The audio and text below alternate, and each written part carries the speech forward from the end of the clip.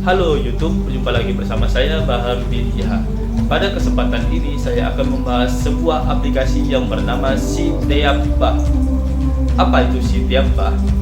Sitiabah adalah kepanjangan dari Sistem Informasi Test of English for Academic Proficiency, Bahar. Kenapa ada Bahar? Karena saya adalah pengembangnya.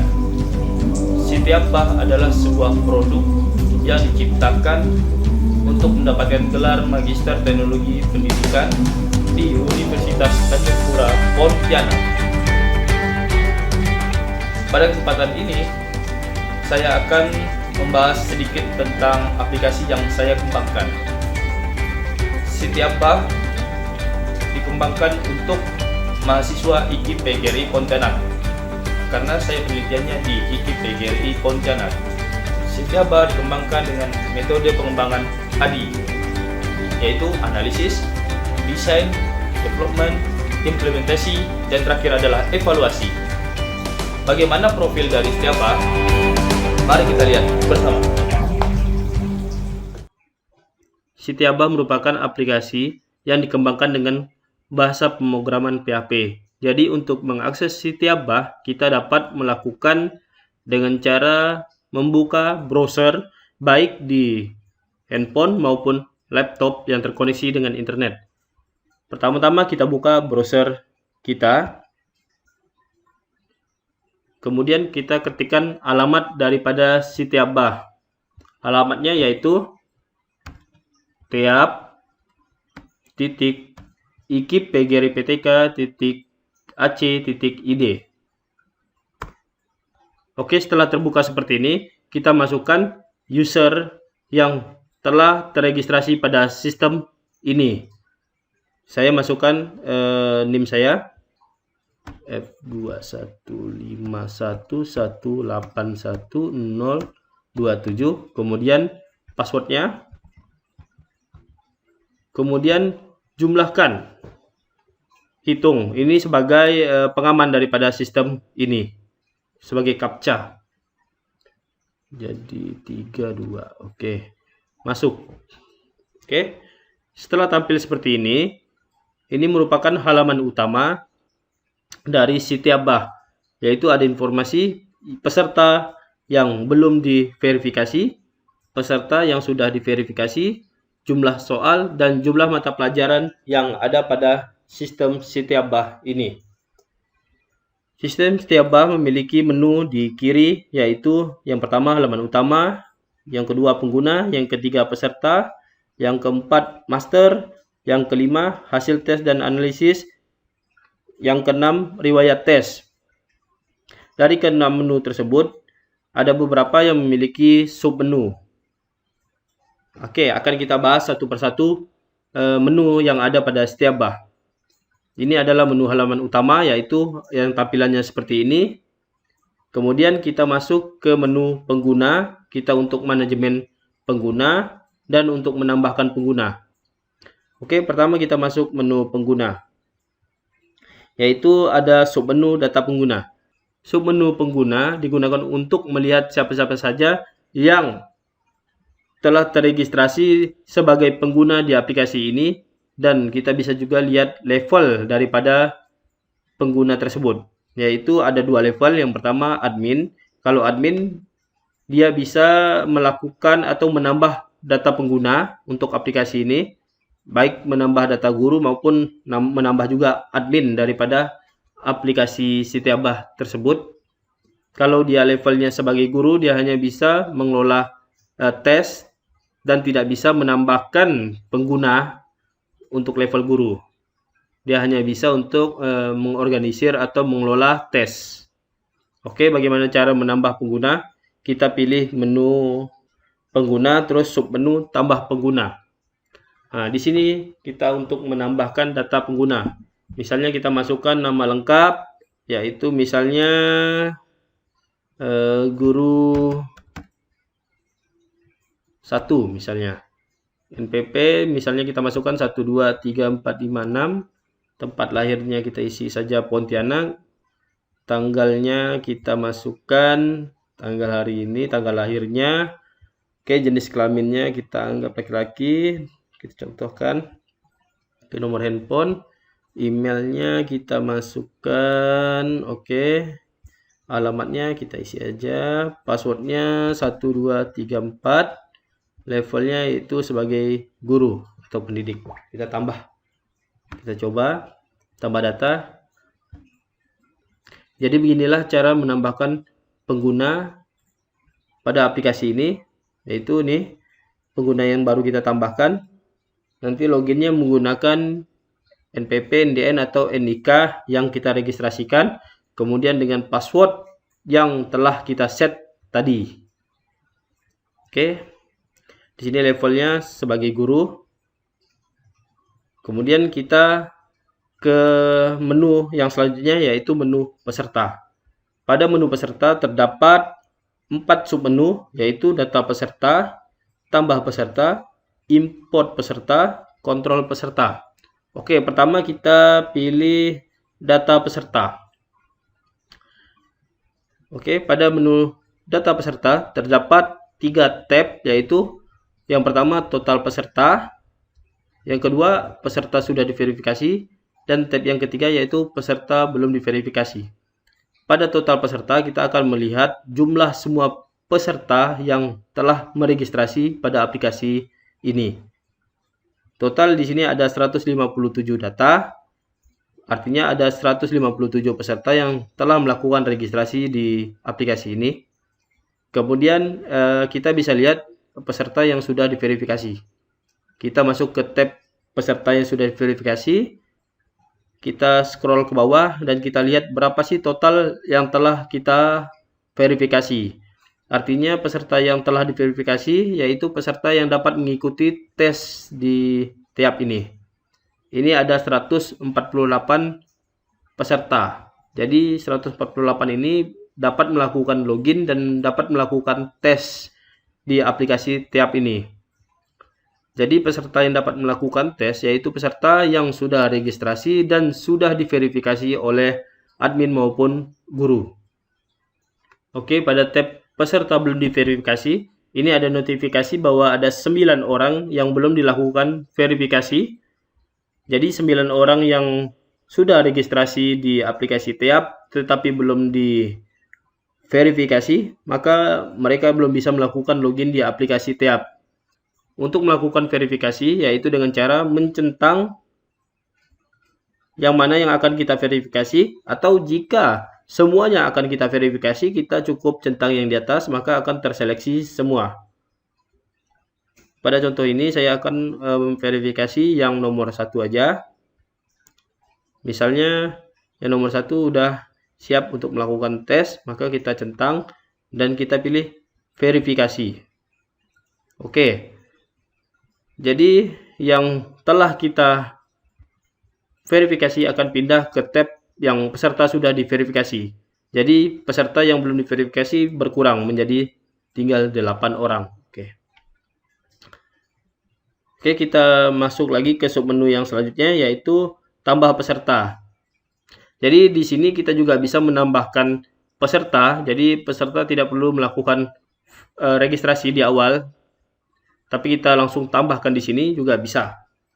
Caranya yaitu kita masukkan nama lengkapnya, kita masukkan NIM-nya, kita inputkan tempat lahirnya, kita inputkan tanggal lahirnya, jenis kelaminnya, nomor handphone, email peserta, alamat peserta, passwordnya, kita pilih tambah data. Nanti otomatis data yang kita tambahkan pada menu ini otomatis menjadi data peserta yang telah diverifikasi.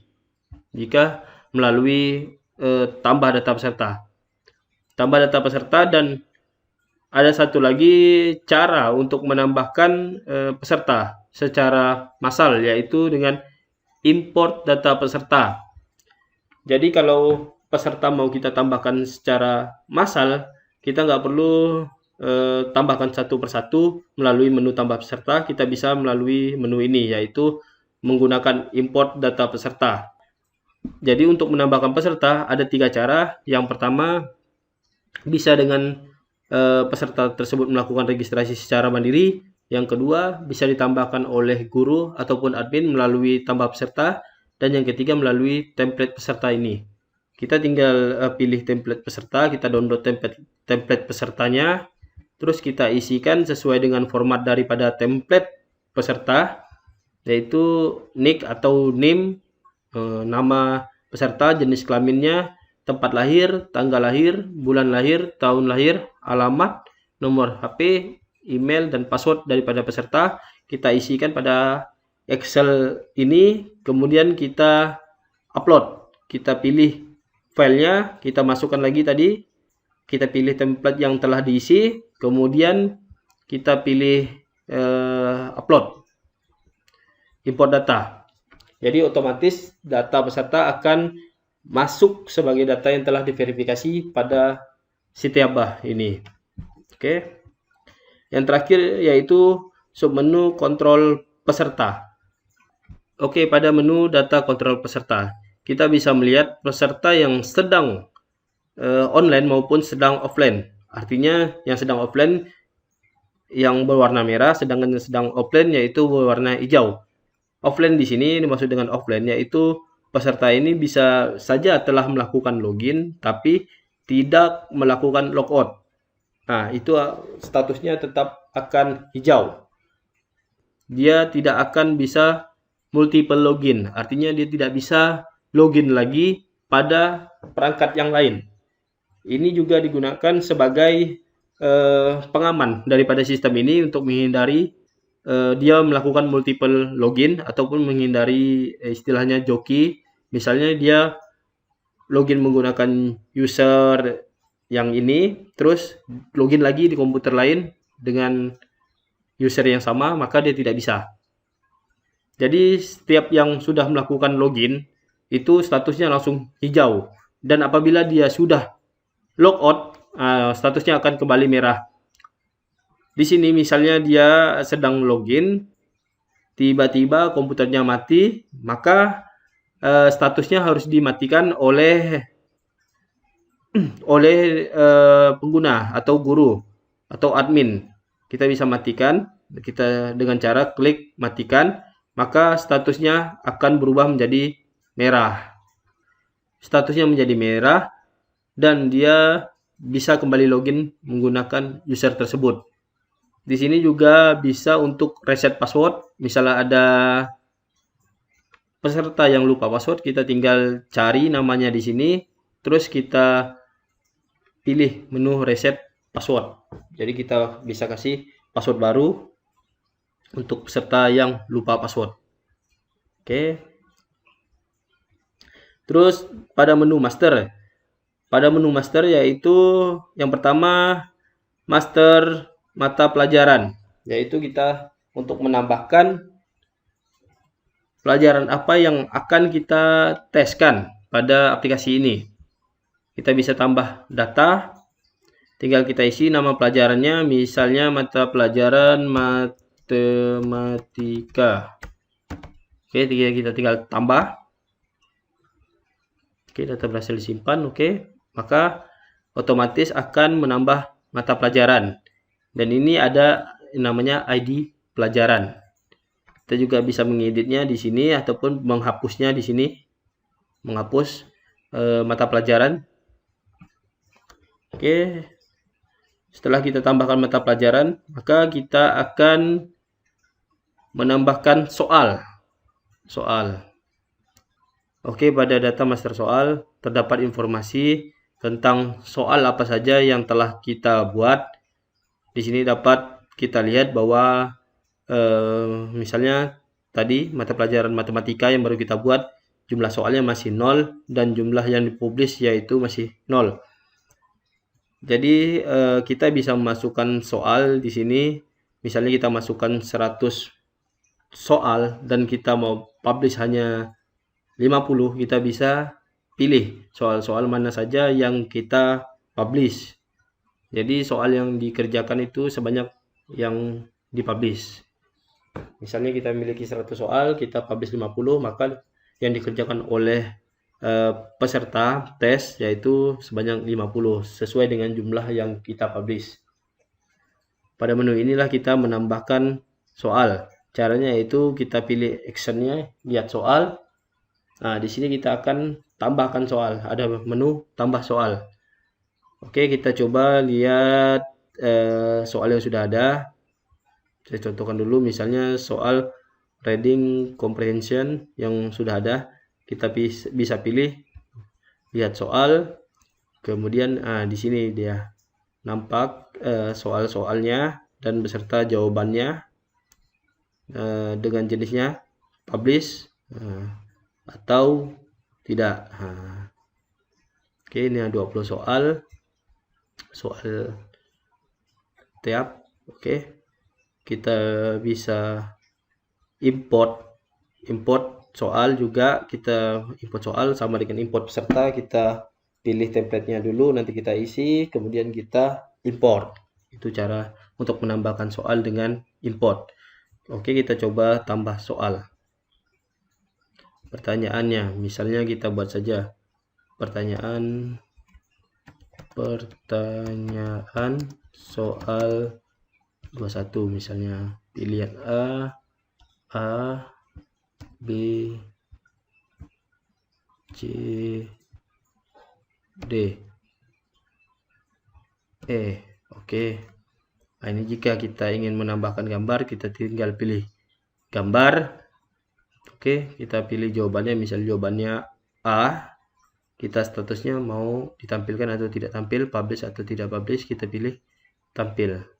Maka otomatis akan ada 21 soal pada reading comprehension. Oke, kita cek masuk atau enggak soalnya.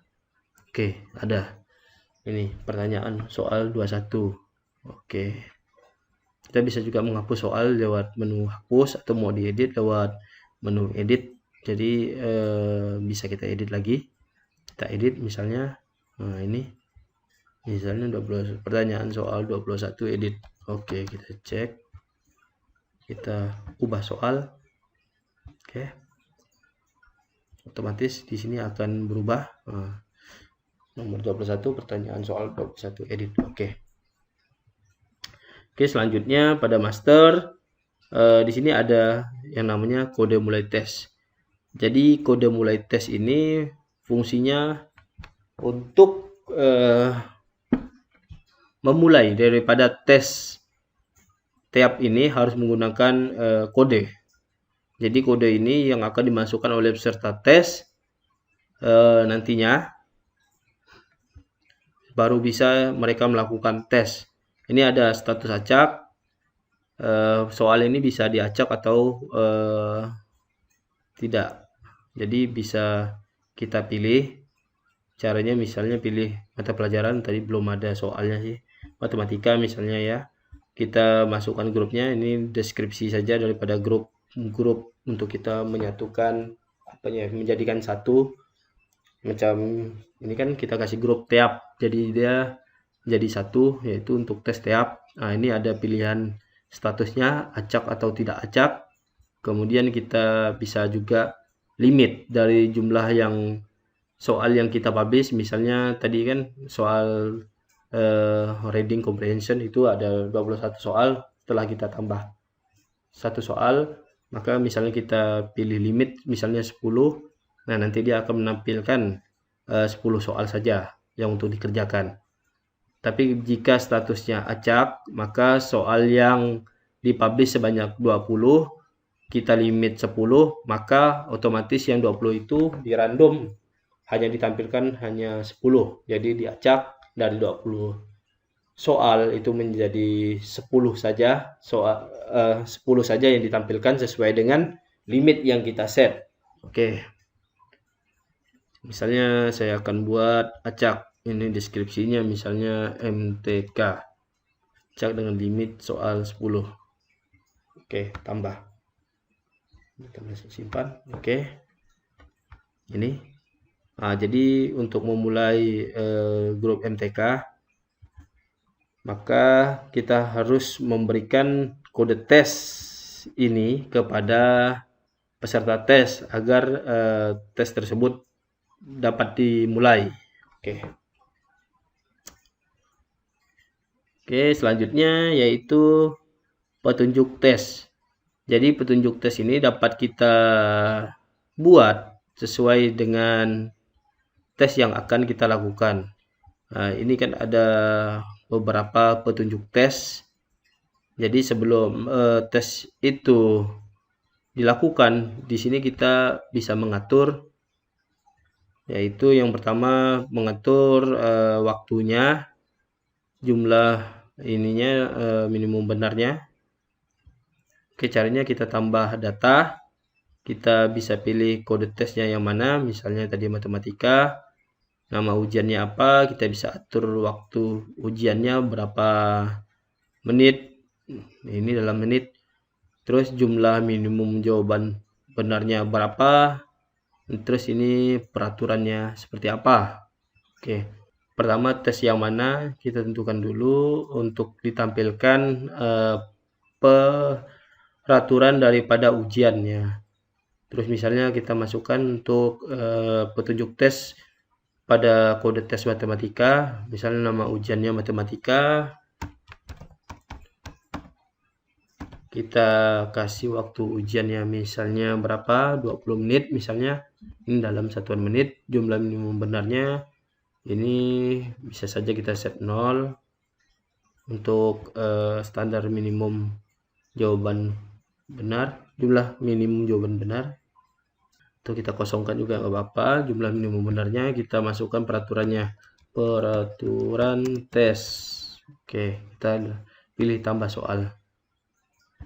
Oke, soal itu soalnya disimpan. Oke, setelah berhasil kita lihat ke bawah, ada. Jadi sebelum tes ini dimulai, maka akan ada tampil peraturan tes. Oke, ini ada peraturannya, jumlah minimum jawaban benar, waktunya, nama ujian.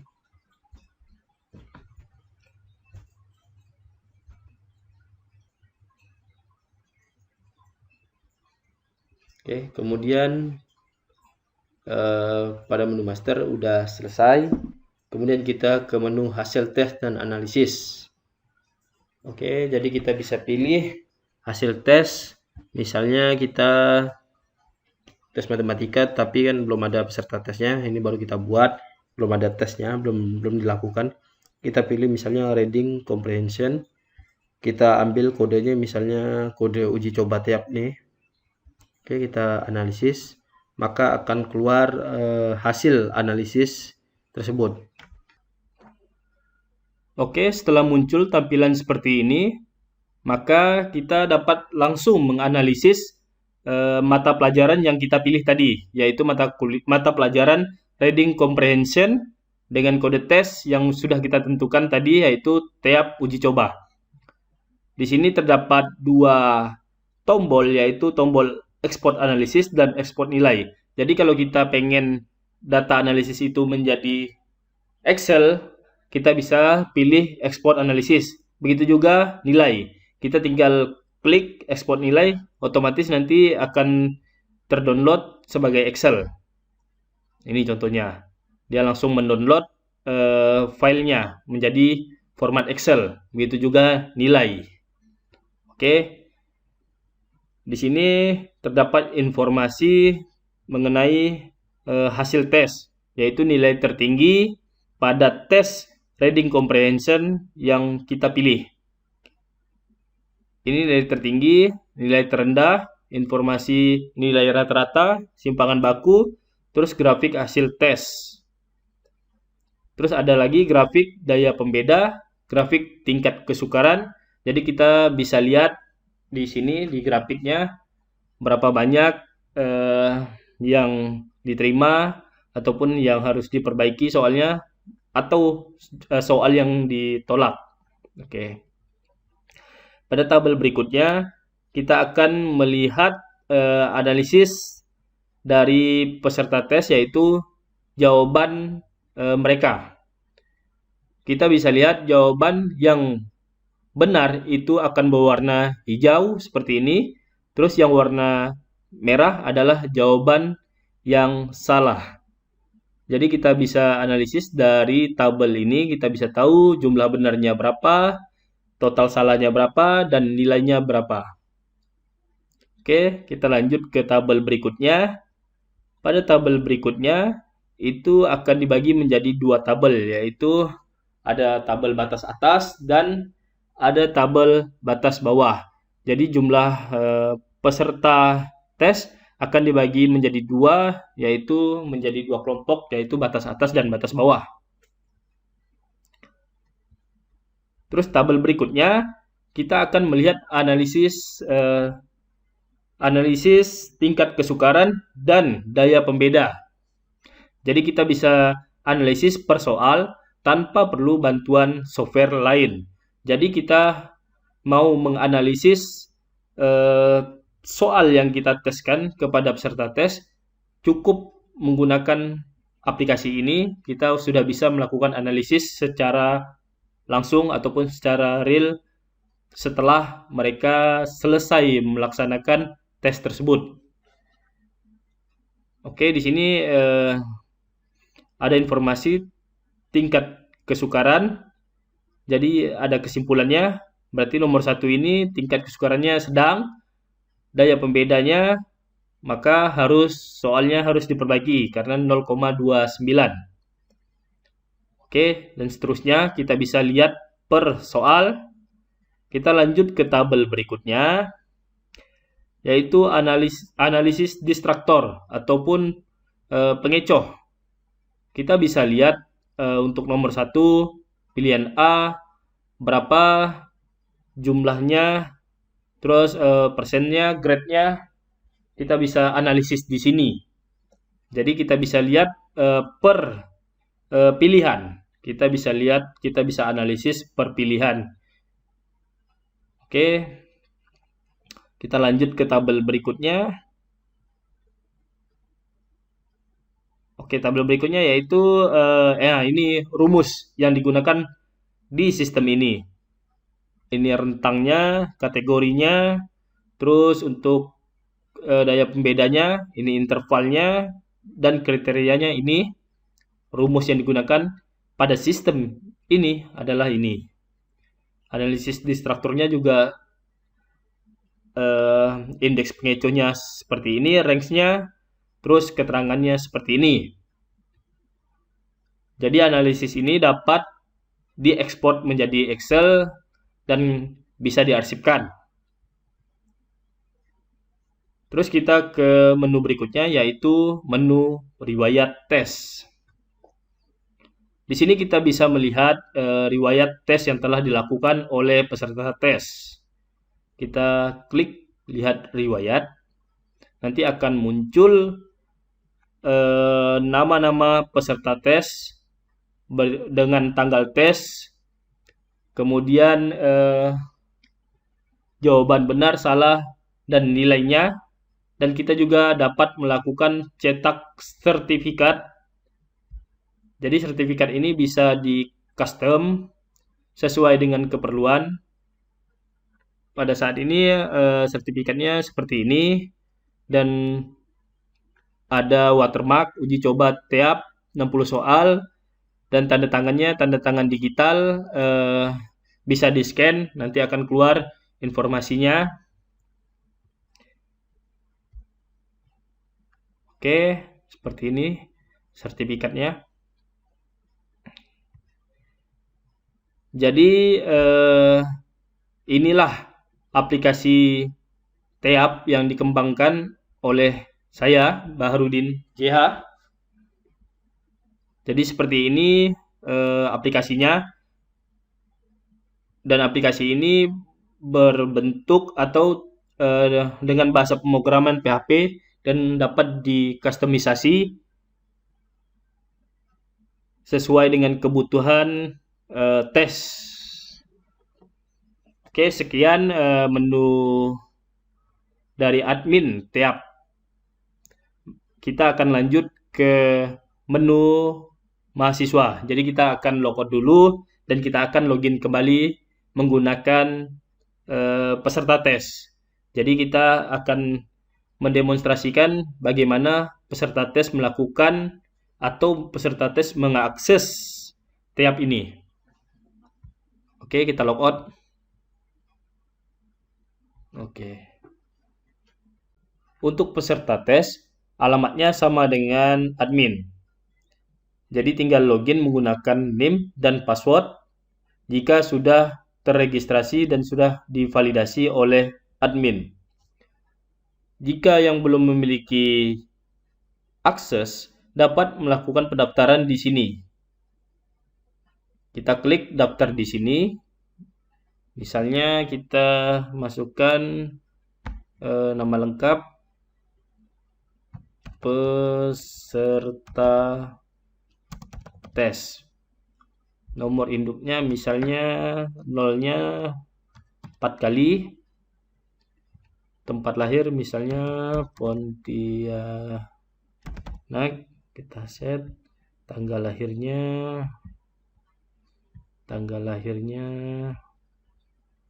Oke, kita jenis kelaminnya laki-laki misalnya, nomor handphonenya 080808 sekian, email @gmail.com misalnya, alamatnya oke, masuk aja di pengangguran, passwordnya misalnya sama 04 kali. Oke, kita pilih registrasi. Jadi proses registrasi berhasil, akun Anda akan aktif setelah diverifikasi oleh dosen atau admin. Lakukan konfirmasi jika sudah membuat akun. Oke.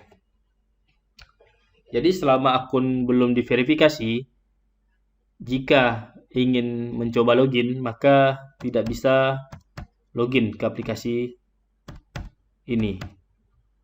Misalnya. Oke. Registrasi Anda belum diverifikasi, silakan hubungi dosen atau admin tes, mohon tunggu sampai diverifikasi. Jadi ada notif bahwa registrasinya belum diverifikasi. Oke, jadi kita menunggu ataupun kita mengkonfirmasi panitia penyelenggara tes. Oke, jika telah diverifikasi, kita tinggal masuk dengan NIM yang telah kita daftarkan dan password yang telah kita daftarkan tadi pada saat registrasi.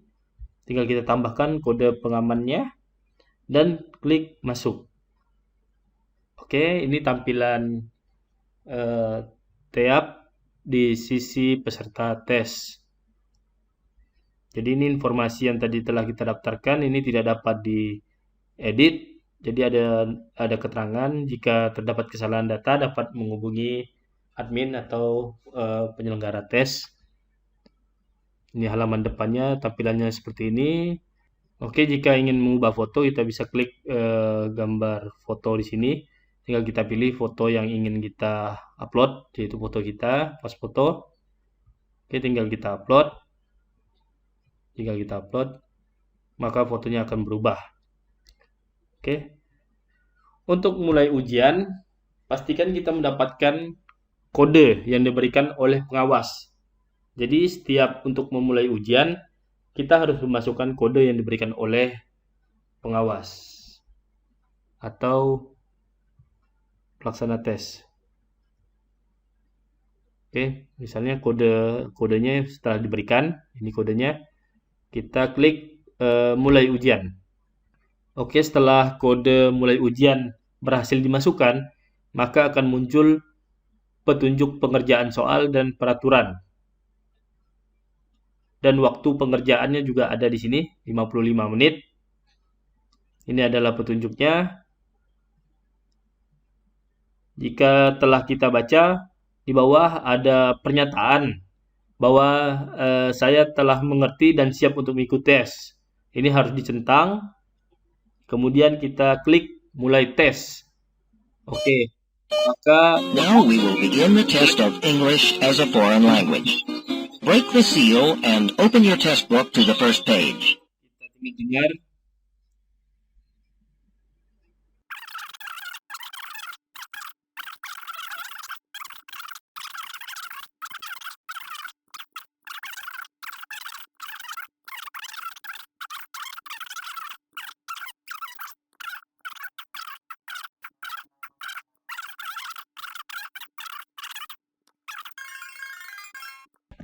Now we will begin part A with the first conversation. Oke, anggap telah Number selesai 1. kita mengisi semuanya. Sorry, but Maka I kita can't klik go and have a finish. cup of coffee with you now. I've only done half the readings for the Oke, philosophy jika class sudah kita tomorrow. klik. And I thought I was a slow reader. What does the woman mean? Oke, maka akan keluar data riwayat ujian yang kita lakukan. Ini skornya. Kita bisa langsung cetak sertifikat secara mandiri. Karena tadi belum mengupload foto, maka tidak keluar fotonya. Oke. Kita bisa langsung save PDF. Ini sertifikatnya. Oke, jadi begitulah proses dari ujian menggunakan TEAP. Jadi tadi pas mengerjakan soal itu ada waktu yang berjalan mundur. Jadi kalau waktunya habis, dia otomatis langsung finish. Dan aplikasi TEAP, sistem security-nya tidak bisa multiple login. Misalnya, kita keluar tanpa logout atau keluar tanpa menu keluar. Kita langsung close dan kita ingin masuk kembali, maka kita tidak akan bisa login. Oke, kita coba. Misalnya kita close tanpa melalui menu keluar, ataupun ada yang ingin mencoba login dengan user yang sama di waktu yang sama, maka sistem akan menolak dan tidak bisa login. Oke, kita coba. Misalnya kita langsung keluar tanpa logout. Kita masuk lagi, kita ketikkan teap.iki.pgptk ACID. Kita masuk kembali menggunakan user yang tadi yang tanpa logout. Oke, 8. Maka kita tidak bisa login. Ada pesan kesalahannya, Anda sudah melakukan login, logout terlebih dahulu untuk login kembali, atau hubungi admin untuk melakukan logout, atau tunggu maksimal 1 kali 24 jam untuk melakukan login kembali. Jadi setelah 1 kali 24 jam, maka